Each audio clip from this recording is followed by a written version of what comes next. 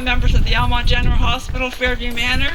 We are experiencing 10 RPM positions which are being cut at the Almonte General Hospital.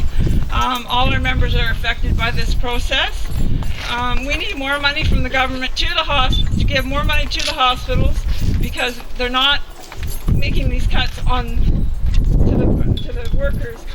They're cutting all our workers, which is like 10 full-time RPNs is a lot. Sorry, I'm a little nervous. Yeah, no, it's a lot of cuts, and I mean, these cuts don't heal. Our skills are very vital at the Almonte General Hospital, and we need more funding to the hospitals all across the province to be able to provide the adequate health care that the people deserve. People are aging, people are coming into the hospitals, and the people won't be there to look after them. The frontline workers are the workers being affected by the cutbacks.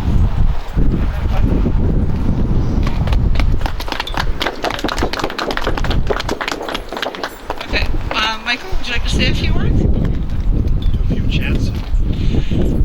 Thank you so much for coming today into cold weather and from so far, and thank you to MPP Jack MacLeran, who's been so hospitable here, and thank you to the media for coming.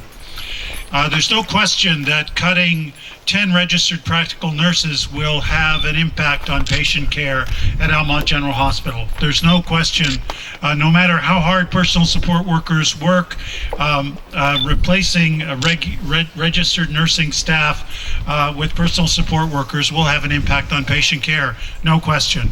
And to lose 10 positions at such a tiny hospital, you have to ask yourself, what's going on? What's going on is that Almonte General Hospital, like the Queensway Carleton, like Brockville General, like Kingston General, Perth Smiths Falls, Carleton Place, which is also laying off staff, they're in the fourth year of a 5-year funding freeze. The Auditor General for Ontario says these hospitals need 5.9% a year just to keep up with the costs of drugs that they have to provide free to the patients we take care of.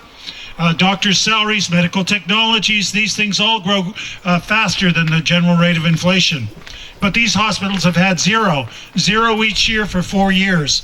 In effect, Almonte General Hospital's budget has been cut by 24% in real terms over that period. And so we have cutbacks. And those cutbacks impact patient care. We're here today from hospitals across this Ottawa Valley and Eastern Ontario, all affected in the same way. And we're here today to say that it's our expectation that the Liberal government will fund these hospitals properly. And I'm glad to be able to tell you that the Ontario Health Coalition has announced that it will undertake a series of regional days of action around healthcare, beginning in Sudbury on April 17th.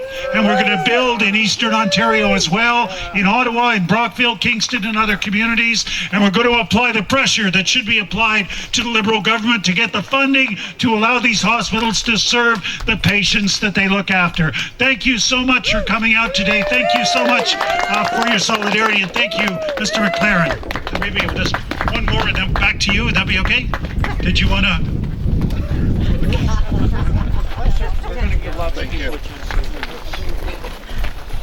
I'm going to repeat a lot of what's been said. My name is Louis Rodriguez. I'm the first VP with OCHU. We've been to quite a few of these recently. This is happening right across the province. But what I want to share with you here today is we've heard about the funding cuts. That is crucial to make sure these hospitals are appropriately funded. But the most important thing that we can do here today is get the message out to the communities that are losing these vital services. Who is going to be the most impacted by these service cuts? The vulnerable, people living on a marginal income, single mothers, people who can't afford to travel for those services.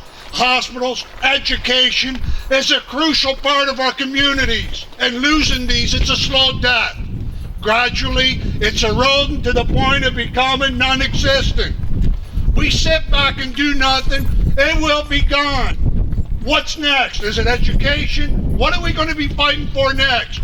We need to build a resistance. We need to come together. We need to get these communities to fight for the services that are delivered in their communities. Not only to maintain them, but to increase those services, to improve on the services we have for our elderly.